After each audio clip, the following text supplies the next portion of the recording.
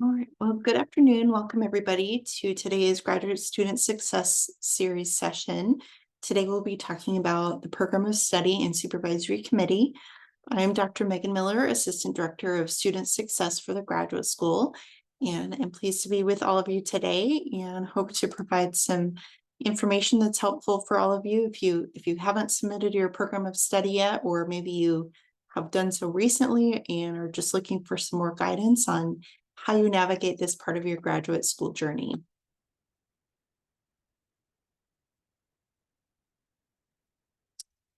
All right, so we'll start by talking a little bit about the supervisory committee and then focus on the program of study.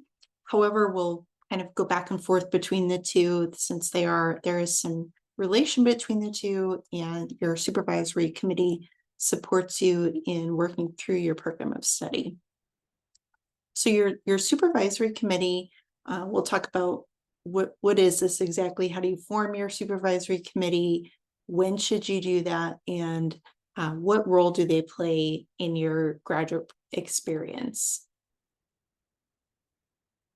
So your supervisory committee is a group of graduate faculty members who help guide you through the requirements and processes of your graduate program. So these individuals help ensure that you are meeting requirements that are set by your academic program. So when we refer to your academic program, we're talking about the field of study you're in. Are you in chemistry, physics, health and human sciences, etc.? And there are requirements that are set by your academic program, as well as requirements that are set by the graduate school for all master's and doctoral students to meet. If you are a doctoral student, your supervisory committee also administers your preliminary exam. However, there are some programs that may have a separate examining committee that administers the prelim exam. Your supervisory committee also administers your final exam, or what you might think of as your dissertation or thesis defense, or in some cases in master's programs, if you are not doing a thesis or report, you might be in a coursework only program that has a culminating experience, so maybe a project or some other type of exam. So your supervisory committee is the group of faculty that is really evaluating you or grading you on that final exam or defense.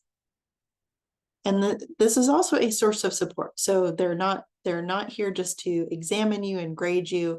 But your supervisory committee is a source of support. It is a group of mentors that are guiding you through your academic program and helping you achieve your academic goals and helping you be prepared for the job market or for any changes or adjustments in your professional path that your graduate degree is taking you to.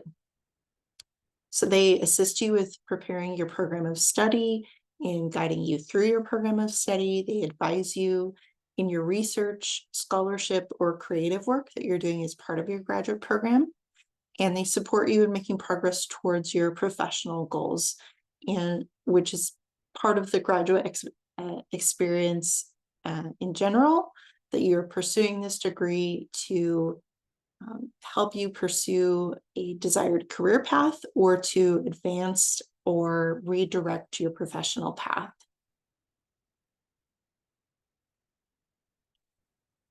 So how do you form your supervisory committee, and when should you do this? So you should have your supervisory committee ideally by the end of your second semester or by completion of 9 credit hours in your graduate program.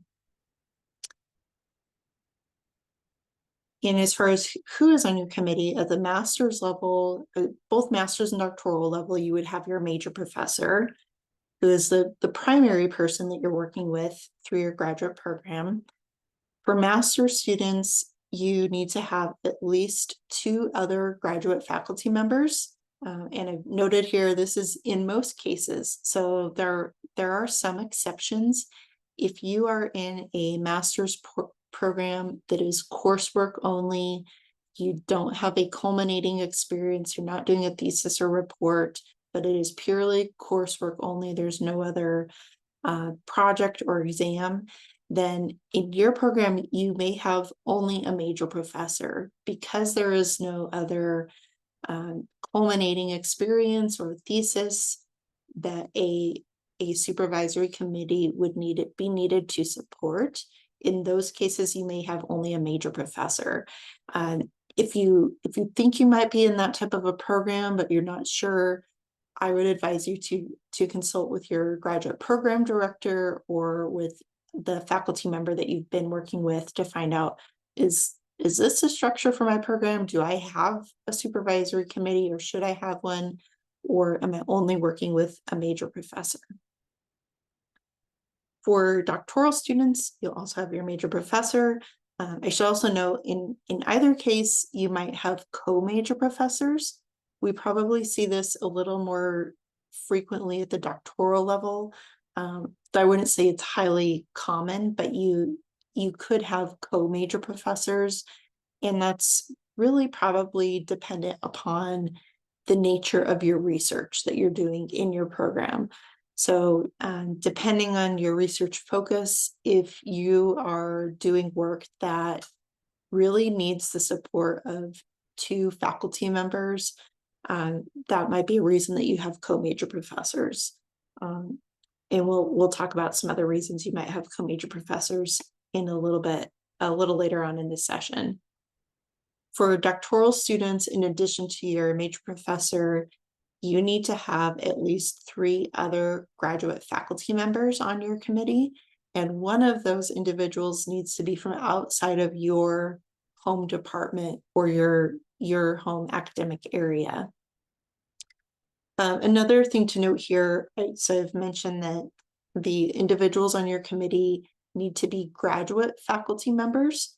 So that is an additional status. That graduate faculty status is a status that faculty have to be approved for through the graduate school. So in order to teach graduate level courses or to supervise master's or doctoral students, or to serve on graduate committees, faculty have to be approved for graduate faculty status.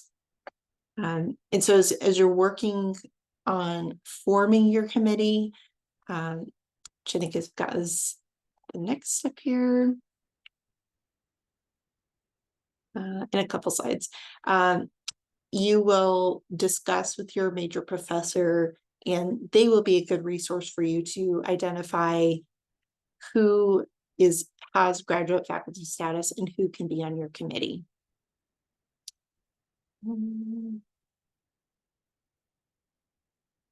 Let me pause there and just back up for a moment.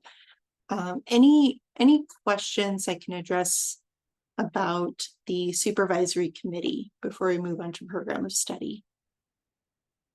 And feel free to just drop questions in the chat or unmute or raise your hand.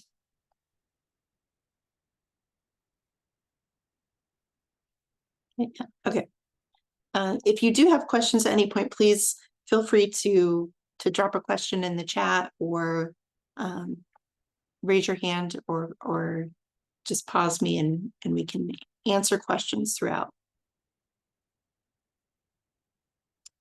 So the program of study is the first of what we consider your graduate milestones. Okay, question on the supervisory committee. Yes, good question. I noted on the last slide that you should have your committee formed by the end of your 2nd semester or by completion of 9 credit hours. So there's no punishment or penalty if, oh, well, I'm in the middle of my 2nd year, I've started my 3rd year, and I don't have a supervisory committee formed yet. What happens? So there's again no penalty for that. It's really to your advantage. And again, there's going to be some variation here. given the role that the supervisory committee plays, again, if you are in a master's program that is coursework only, if you're not doing a thesis or a report where you would really rely on the support of your committee and your major professor, then it's a little less critical. But we have a similar time frame here for submitting the program of study as you do for forming the supervisory committee. So I'll come back to that timeline here in a moment. But let me know again if I don't quite answer your question. And a question about how can you find out if a faculty member is a member of the graduate faculty? So that's where it's best to consult with your graduate program. There's not a public list somewhere that you can find oh, this person has graduate faculty status right now. But again, that's where the faculty in your program or your grad program director are great resources. Because they generally have an idea of who has been approved for grad faculty status in your program.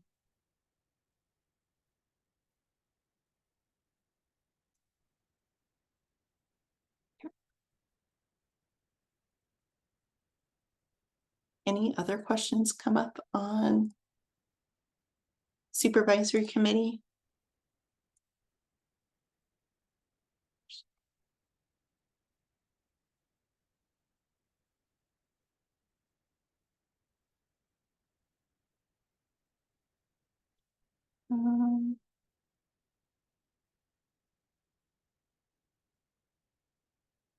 Okay. Yes, question about switching committee members. Yes, you can do that. I think of that as a question towards the end of the slides here, but you can change committee members. So it's not something that you should just do on a whim. There should be a reason for making that change. Some reasons you might change committee members would be maybe you had a committee member who has left the university or is getting ready to leave the university, or maybe there's a new faculty member in your program who has a background that fits really well with your area of research, and it would be very useful to have them on your committee. Or again, there might just be some other changes in a faculty member's status or a variety of reasons that you might need to make that change. But yes, you can do that. And I'll show in a few slides here where you will access and submit the program of study form. And there is also, or program of study, which also establishes your supervisory committee. And there's a change form available as well. And that's how you would alert the graduate school of that change. But that is something, yeah, that you would work with your major professor and your supervisory committee to make that change.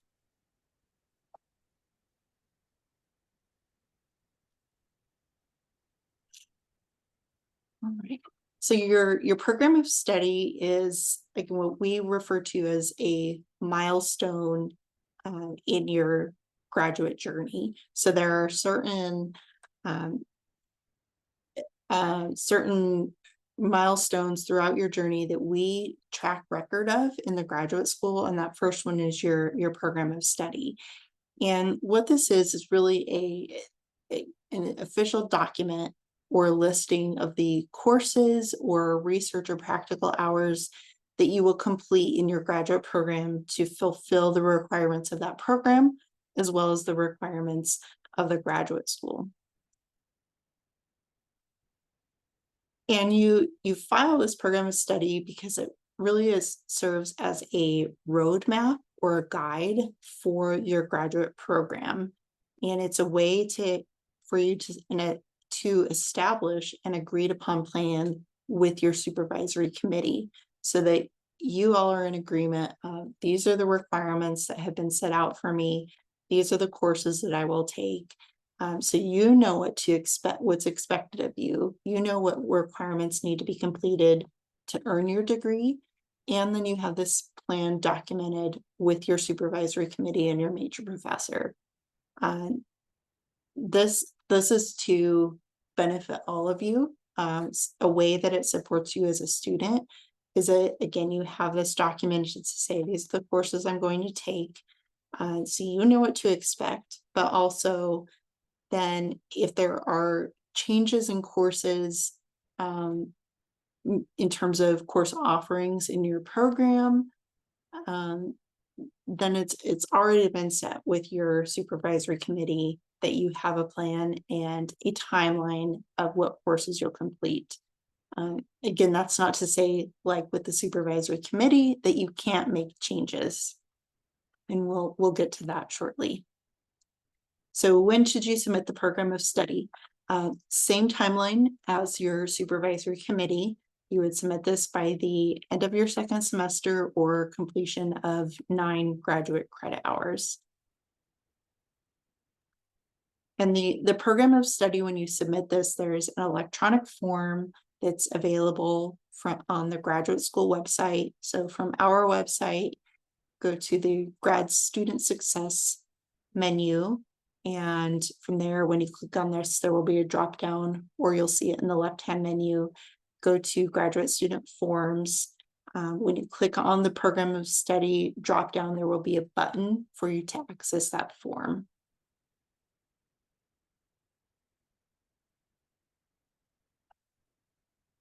And yes, so similarly, what if I don't have my program of study submitted by completion of 9 credit hours? Just like with the supervisory committee, there's no penalty or punishment. You can still do this after that point. But the reason that we strongly recommend that you submit the program of study early is so that you have that roadmap, so you have a plan laid out with your supervisory committee. But again, it doesn't mean there's nothing that prevents you from submitting it later, but that helps you have a plan laid out. And we recognize that there are some programs that are very structured, and you may be given a guide of what courses you need to take from your program without having the program of study submitted. So you may already have kind of a plan with your supervisory committee, with your program, without having the program of study filed. But it's still very helpful. That also helps streamline things when you approach graduation, so that this is formally documented with the graduate school. Again, a way to keep you and your committee all on the same page. And again, that streamlines things as you approach graduation, because there are other documents and forms that you need to submit. And this program of study needs to be submitted before you submit any other electronic forms that are in this eTrieve system.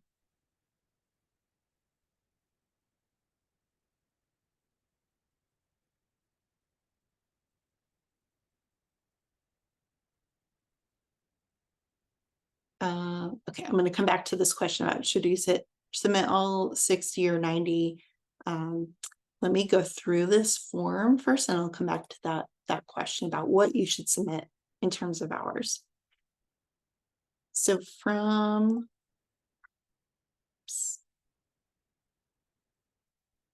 this last page, when you're on this page on our website, when you go to program of study and open the form, you'll see this page. You might first be prompted to sign in through the K-State sign-on page.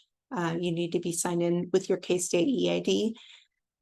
But we'll take you to this eTrieve system, and you'll see a list of forms, and you'll select the program of study form. And I mentioned a moment ago that you can make changes to your committee. You'll see here's that committee change form and a program change form. But the very first form you'll need to submit is the program of study. So when you click on that, You'll see the form over here on the right. And you'll first put in your program information. And then here's where you'll enter all of those courses that you're going to take. So you'll enter the information for one course, click add course, keep adding your courses in there. And so you'll need to discuss this with your major professor and your supervisory committee first before you come into the form and enter all of your courses. One question we get sometimes is, can I transfer credits? I am in a master's program and I took some credits, master's level credits on another university. Can I transfer any of those? Or I'm in a doctoral program now and I did a master's in another institution. Can I transfer some credits for my doctoral program? So that is not something we handle beforehand. You would discuss with your supervisory committee whether or not certain credits can be transferred. Really, especially if it's for specific courses, that would need to be discussed with your program first, but you would then just enter those courses in this transfer credit section in your program of study. And I see my colleague Angie Fitzenmeyer has joined us on the Zoom, which is great. So there was a question about should you include all 60 or 90 credit hours of courses in the program of study? I'm not sure about the minor. Okay, it looks like Andrew's got that question addressed.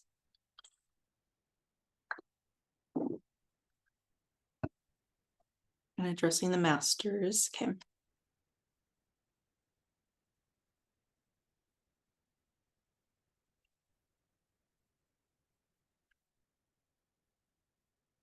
And so Hill, did that address your question? Angie's response? Thank you for your responses. Partially yes, partially no. What I was meaning here, for example, I'm in my doctoral program and I'm going to have a minor degree or certificate from different department. Should I also include those credits in the program of study, or just the courses should be from my department? This is the first part. The second part is throughout the years, some courses are not going to be offered. Some other courses will be offered extra. If we don't follow the program of study, what should we do? Yeah, so I can jump your in. first question, do you Want want, me to can jump you in? address that, Angie? Yeah, sorry about my Sure. video all. That's okay. On these, you'd mentioned the certificate. Certificate credits can be used on the program of study, but your program of study does have to meet the degree requirements.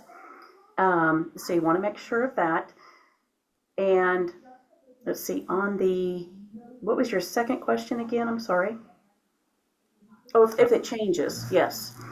If coursework is not available after you've placed it on the program of study and we've approved it, you can always do a change form to adjust and edit your program of study to make it up to date. Okay, thank you. And on that note, Angie, is it correct if a student fills out their program of study and they put in this semester, they plan to take that course, maybe this partly addresses the question that just came up. If a student says, well, I plan to take this course in fall 2026, and then that course actually isn't offered in fall 26, or the student doesn't take it at that time for some other reason, they don't need to submit a change form if the time when they take it has changed, but really just if they end up not taking that course or take something different, correct? That's correct. And also on that same note, if such as like a doctorate student, more likely to happen if they take additional research hours that are not listed on the program of study, Although they have the required hours on the program of study, those additional hours do not have to be placed on the program of study that will be counted toward degree completion. Yep. And similarly, yes, you might have it. So the question was raised, well, I'm also pursuing a graduate certificate. So as Angie mentioned, if any of those courses you are taking for the graduate certificate meet the requirements for your doctorate or your master's degree, then yes, then you would add those on your program of study for your degree as well.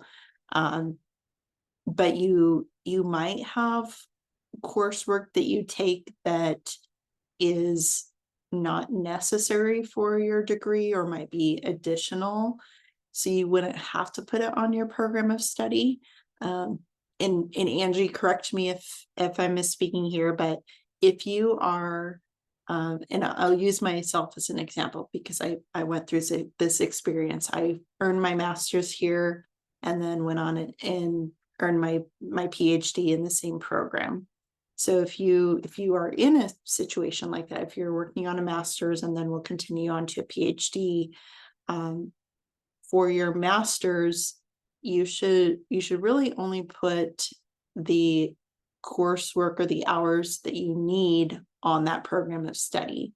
So if you take additional credits during your master's experience and you put them on your program of study, then you won't be able to transfer those extra hours or count them on your doctoral program of study. Is that That's did I explain correct. that right, Angie?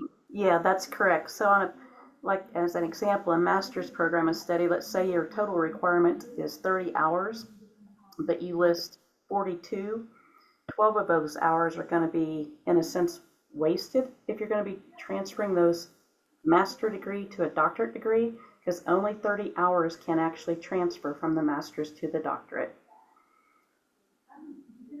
So you don't want to have additional hours such as like 42 when the requirement is 30, because those additional hours, once your degree is received for that master's degree, that program of study cannot be changed.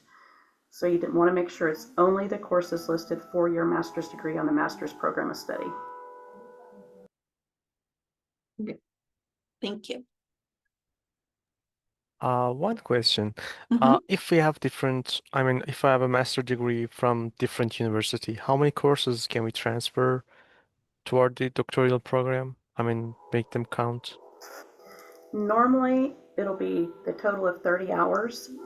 Sometimes it may be less, depending on the institution and the courses completed, if your department decides that not all 30 hours should be transferred. But the maximum is 30 hours. Thanks.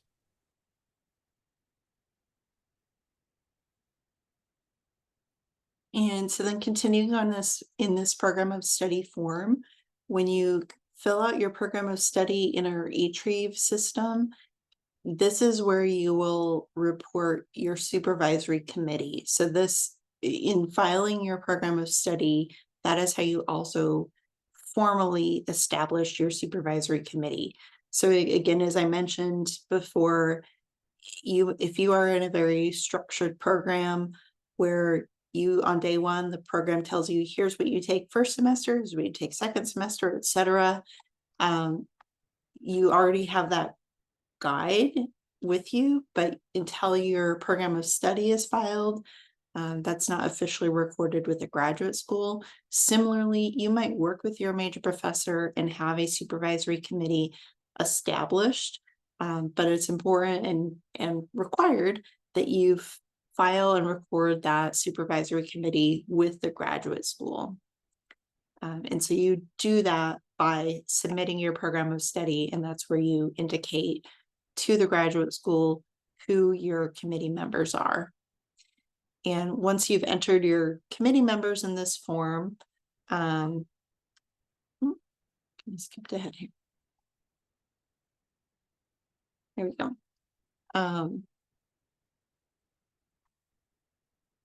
Let me jump to this one first. When you submit your program of study in that eTrieve form, you initiate the form. There might be some programs where there is a staff person that will submit the form on your behalf. However, you will still have to approve that form submission. So you submit it, the form will then route to your committee members that you entered on the form. And they will then approve or electronically sign the form. If they don't sign the form, periodic reminders will be sent to them until they do. So this form will route one by one to your committee member. So it will go to one member first. Once they've approved, it goes to the next, and so on. Once everybody that's on the form has approved it, it comes to us, to the graduate school, and your designated degree analyst will review your program of study. They will then check to make sure your program of study meets the requirements that are set by your program, as well as those that are set by the graduate school. And if everything looks good, if all of those requirements are met or met by what's outlined on your program of study, then they will approve it and send a PDF copy of your final approved program of study to you and your major professor and graduate program director. And after you have submitted your program of study, you can go back into that eTrieve system, and you can always view any forms that you have submitted, and you can see the history of the progress of that form. So if you've submitted it and it's been a few days and you see, well, I haven't gotten any notification that it's gone through or been approved, you can access the history on that form, and you can see who has approved it or what actions have been taken on that form. And as noted in this little flow chart here, reminder emails do get sent. So once you have submitted, if the form then goes to your major professor and 7 days pass and they don't approve it, they will get a reminder email. And then from that point, every 2 days, they will continue to get a reminder email until they have approved that form or sent it forward.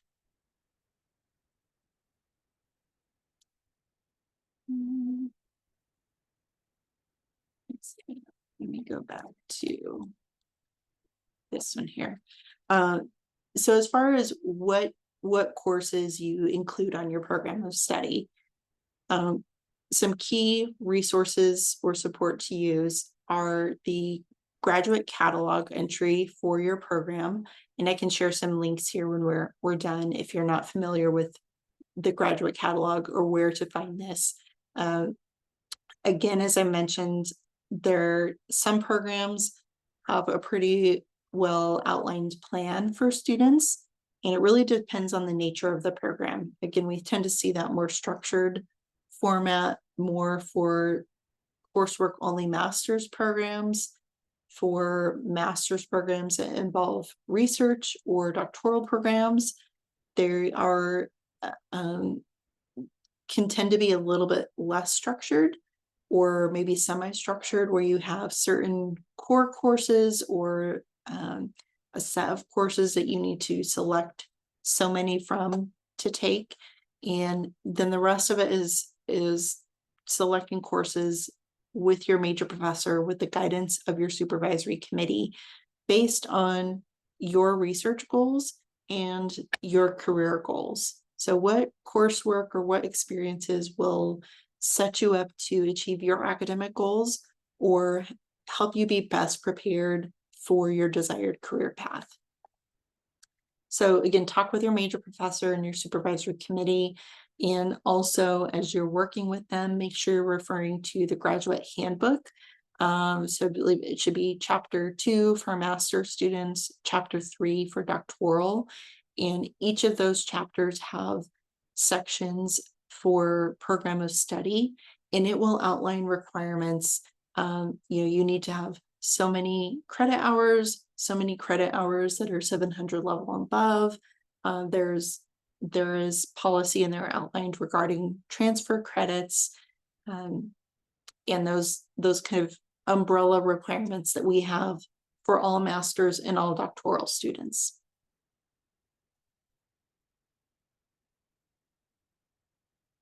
Let's see, what are we doing on questions here?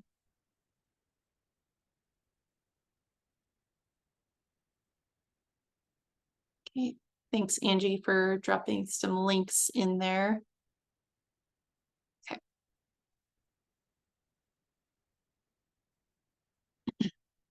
So once you've submitted your program of study, again, you're using your program of study as a guide or as a roadmap to help you navigate the rest of your graduate program. So you use it in that way. Keep that PDF copy that you receive once it's approved, keep that handy somewhere so that you can work through it, refer to it regularly with your major professor to see what have I done so far, what do I have left to take. Here are the semesters I plan to take these courses, but there's been a change in the course schedule, or oh wait, this new course just became available and it really fits well with my interests or my goals. Maybe we need to look at swapping out a course, or maybe you take that in addition to what you have planned already. So in addition to working with your major professor by referring to that PDF copy of your program of study, you can also run a DARS report to see what requirements were set in your program of study, which requirements have been met already, and what requirements are left to be fulfilled.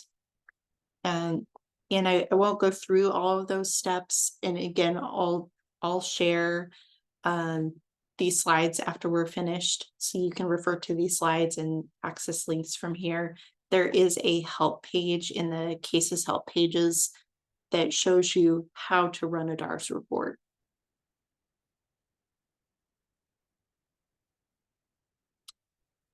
And so next I'll talk a little bit about, again, kind of where you go from here once you have your program of study established, and what you need to do to meet requirements for graduation. So as you're working on completing your degree, remember you need to have a cumulative GPA of 3.0 or higher. Additionally, specifically for the coursework that is included on your program of study, you need to have a 3.0 or higher. In some cases, those two items might be the same. So if all of the coursework you take is included on your program of study, those two GPAs are going to be the same. Again, earlier I mentioned there might be some courses you take that you don't include on your program of study. And that's why we have these two different GPAs listed. So again, if you took some additional coursework that you are not required to take for your academic program and that you don't include on your program of study, that's why that overall cumulative GPA would be different than the GPA just for the coursework on your program of study.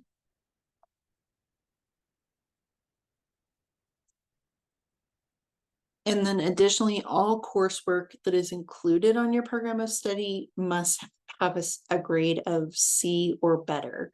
So what happens if maybe you have a semester that doesn't go so well and you don't meet these requirements? Or what can you do if you're having some challenges with meeting these requirements? So a few options you have are, one, this first one is something you would do earlier in a semester. So if you start a semester and something is not going well with a specific course, maybe it's the course itself you're struggling with, or maybe there are just other things going on in life that are impacting your ability to succeed in your coursework. Always keep in mind there's an option to drop or withdraw from classes. If you're in a situation where you think that might be something you need to do, again, especially if something's not going well early in the semester, you want to try to take that action as early as you can, um, in terms of being able to get a full or a partial refund. So there are certain deadlines by which you need to drop courses to get a full or a partial refund. There are set dates for dropping and withdrawing for regular courses, courses that are 16 weeks. But if you are in a course that is an 8-week course, or what's considered a non-standard course that runs on a different timeline, then those deadlines will be different. You can find these deadlines in cases. So when you go into cases to your course schedule, there should be a section where you can find, it's labeled as dates or deadlines, and that will show you exactly how to find the deadlines for each course that you're enrolled in. But again, something to always keep in mind if you start a semester, and again, whether it's that things are just not going well with a specific course, or there are external factors that are just impacting your academic experience overall, know that that is an option, but you want to try to do that earlier if you can, for the purposes of getting a refund. But also discuss with your major professor and your program what impact that has on assistantship status. If you're an international student, you should discuss with ISSS to make sure there's no negative impact on your your visa status. So make sure you're discussing that situation with your academic program and with any others at the university that would need to be involved. Another option, if you're having challenges with a course, is to request an incomplete grade. With incomplete grades, so this is not an option that you should pursue if, oh, I'm just not doing well in the class, so I'll just take an incomplete and have an I. So one thing to know is that incomplete grades are not forever. This is a temporary grade. If you're going to request an incomplete, you should do this only if you have completed most of the work for that class. So if you're about 75% of the way through the course, and this option should really be used really only if you have some extenuating circumstances. Maybe you have a health issue or a family emergency that it makes it so that you're unable, or it's very difficult for you to finish that course in the given semester. If you have a situation like this, you would need to discuss with the course instructor and request if they would assign you an incomplete grade. Again, this is not a final grade for you, it's a temporary grade. You do still have to finish the work for that course.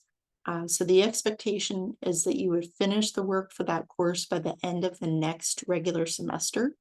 So if, for example, this fall semester, something happened and you were unable to finish the work for a course or courses, if the instructor assigns an I grade, then you're expected to finish the coursework by the end of this coming spring semester. The instructor can give an extension of the I grade if you have a situation where that would be required or would be necessary.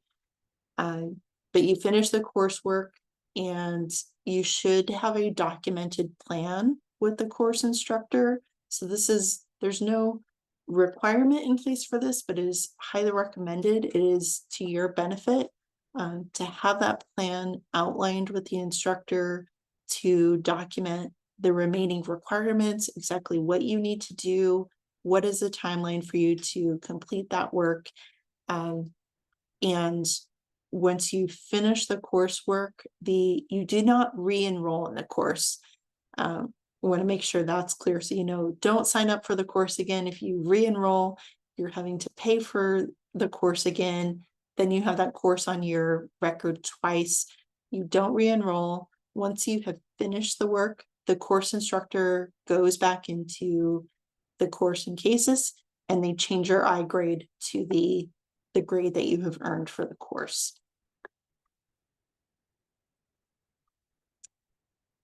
Another option, if things are not progressing well, if you have any challenges in earning the C grade or better, or maintaining the required 3.0 GPA, is to retake courses. So on one hand, you can retake as many courses as you want to and can afford to retake. However, you are limited in the number of courses that you can retake and have a grade replacement for. So if you have a course that's required for your program and you don't earn a C grade or better, that if that course is required for your program, it has to be on your program of study. And remember, you have to have at least C grades or better on your program of study.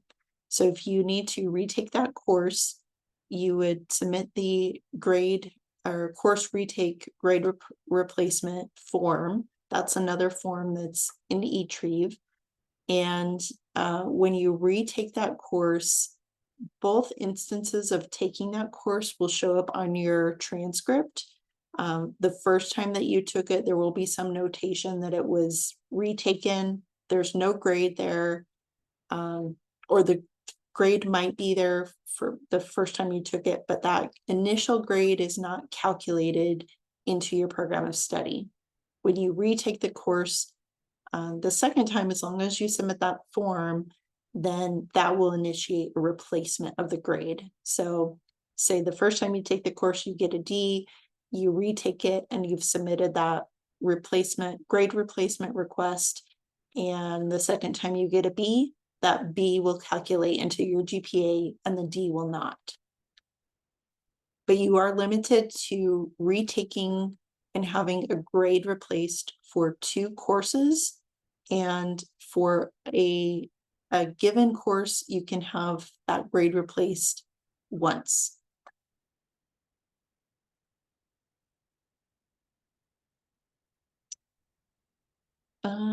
Let's see. There was one other option that I had on the previous slide about making changes to your program of study. So we mentioned before that you can do that. So yes, can you make changes to your committee, to your program of study? That is another reason that you might make changes to your program of study. So maybe you have a course listed on your program of study that you did not earn a C grade or better in, or maybe you earned a C, but it's bringing down your GPA on your program of study. And maybe that course is not required for your program, or your program allows you to take a different course. So what you could do is remove that course from your program of study if there's another course that you have taken or could take and maybe you would earn a better grade in, and that could help remove that grade from your program of study. It's still going to calculate into your overall GPA. But again, you remember you can't have anything less than a C on your program of study. And by making that change, that might improve your GPA for your program of study. I think we've talked a bit about the committee change. I had also mentioned earlier that you might have co-major professors, and that sometimes one reason that you might make changes to your committee is that maybe a faculty member leaves K-State. That could be a reason that you have co-major professors as well. So maybe you're working with a faculty member and they take a job at another university, but they still want to work with you, and maybe you're halfway or more through your graduate program.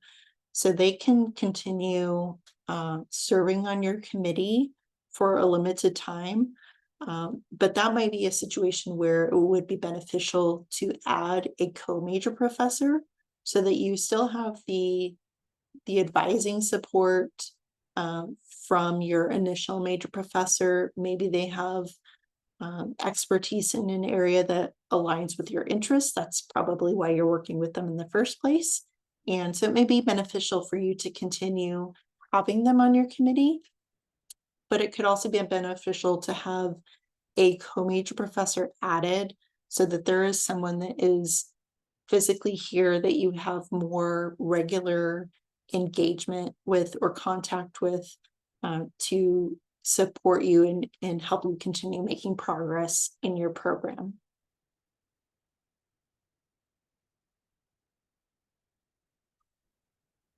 And some kind of closing tips for success, as we've kind of noted through the session today, that it's important to form that supervisory committee and submit your program of study early, because having that plan in place and that support system early can facilitate your progress.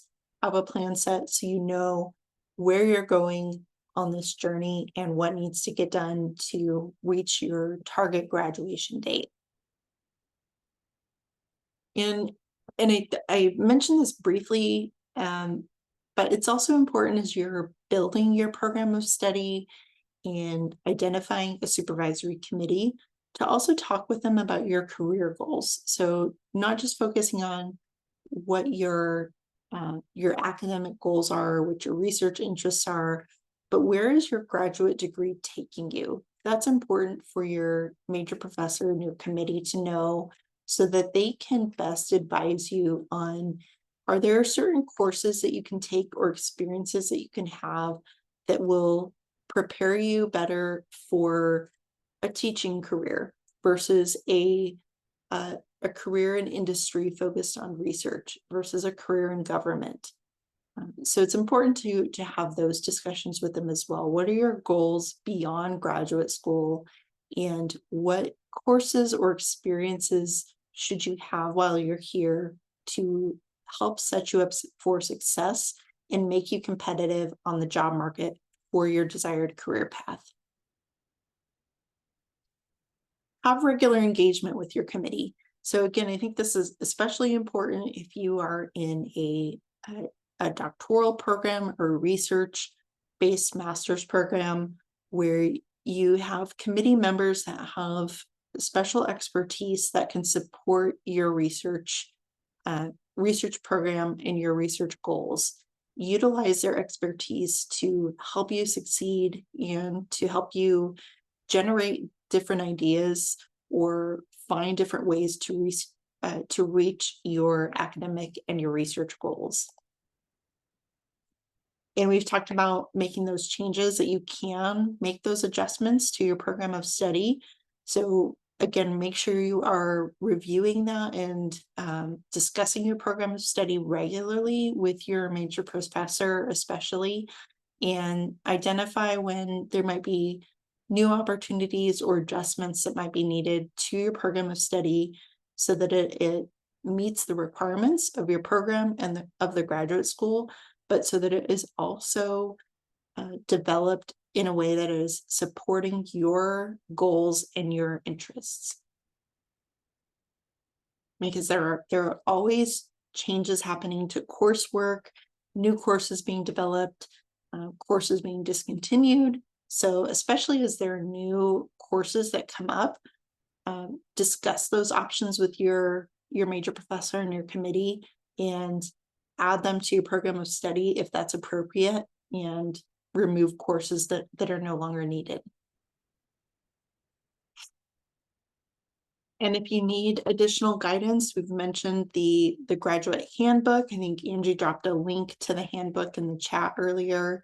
Your major professor and grad program director are key sources of support.